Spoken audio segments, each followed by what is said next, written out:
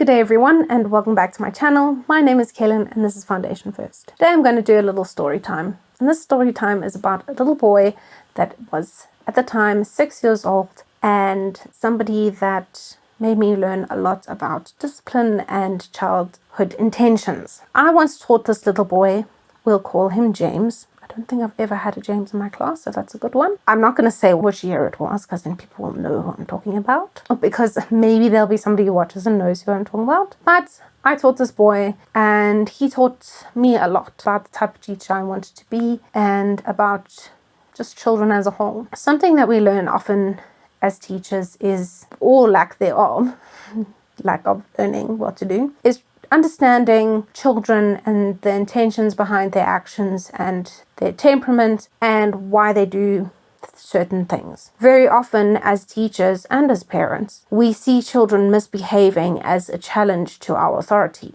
We think of it as something that we need to shut down immediately, we need to control, and if they don't comply, they are deemed as naughty or a bad child. Being somebody who is quite emotionally driven, I feel myself being quite empathetic for other people, and I see beyond their immediate actions and try to think deeper and see further into their personalities and why they might be acting in a certain way. So I remember walking down in the school grounds and a teacher coming up to me with a few children in tow and her expressing to me, "Oh, these children are driving me mad, especially this one. This one is just impossible. I just can't wait for him to go to the next grade." Now this child was 4 years old. He was small and he heard exactly what that teacher was saying to him.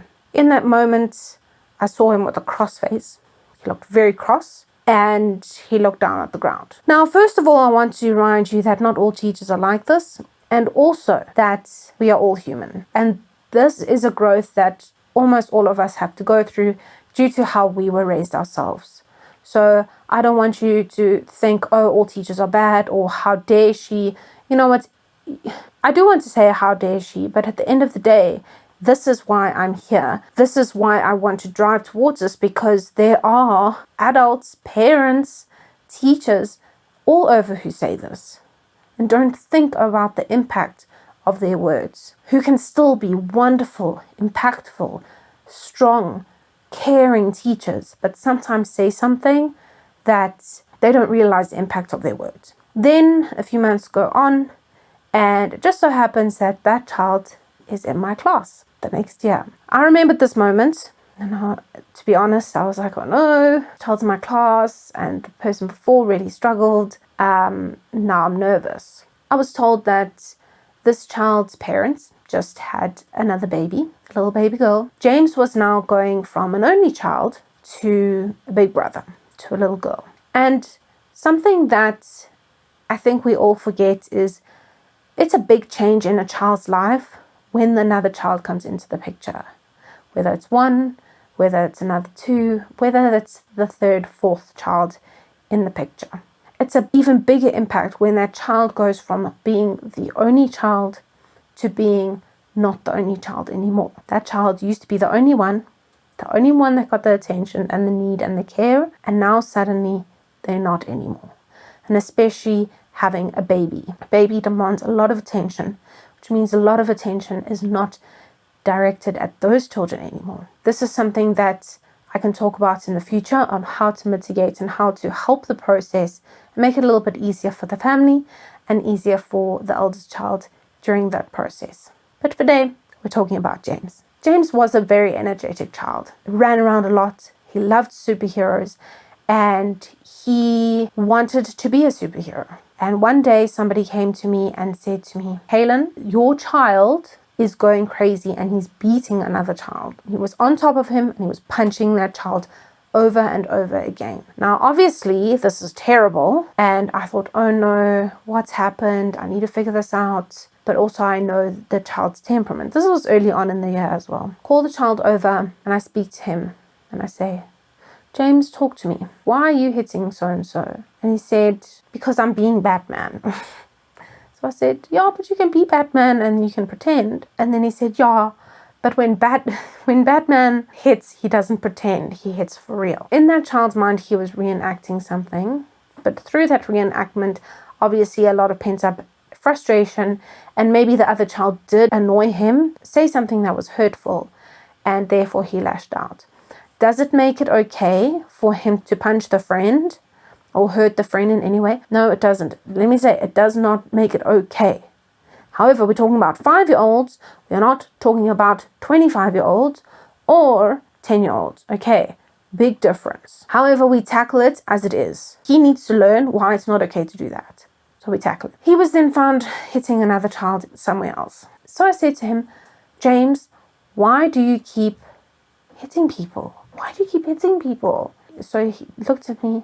He looked at the ground. He said, because I'm bad, so I do bad things. That's when I realized that this child has been told by the people around him and reinforced that because he is a bad child, he does bad things, and it's a self-fulfilling prophecy. He realizes, well, I'm bad, so I'm going to do bad things. Obviously, that's just my nature. People have decided that I'm bad. I must be bad, so here we are. Not because maybe he was angry and we need to find a different outlet. He is bad, therefore he does bad things. This was a very important moment in my teaching career because this really stood out. And I learned that I really needed to make a difference in this child's life. I made an intentional decision to work with him and show him that we all are in control of our choices and we are in control of our emotions. Sometimes we need to cry and be angry and then build up ways and strategies to help release that frustration in a way that is healthy and not directed at people or things. I worked a lot with James, and boy, did the beauty come out of this boy. He was kind, he was gentle, he was caring.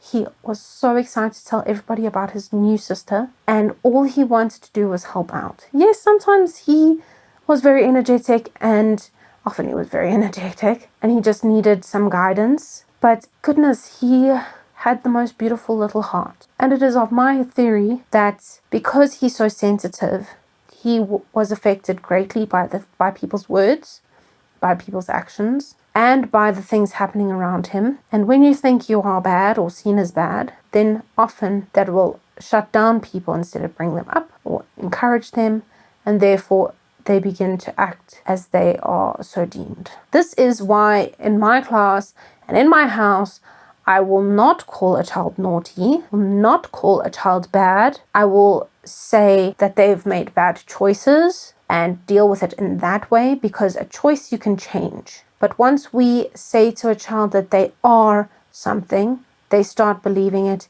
and they believe that they cannot change it. But a choice you can change and you can learn from. So in my house and in my class, the word naughty is banned, and I suggest you do the same. And any other negative labels. Does it mean that I am too soft on the children?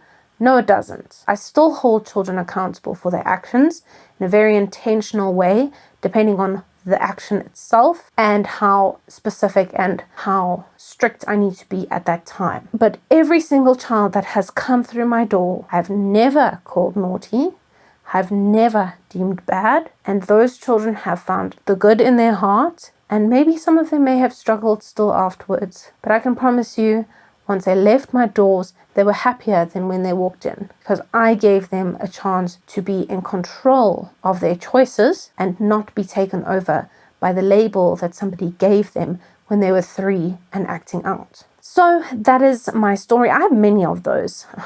I had many a James in my class. Through the years, I tried just as hard with each one of them, and I suggest you do the same.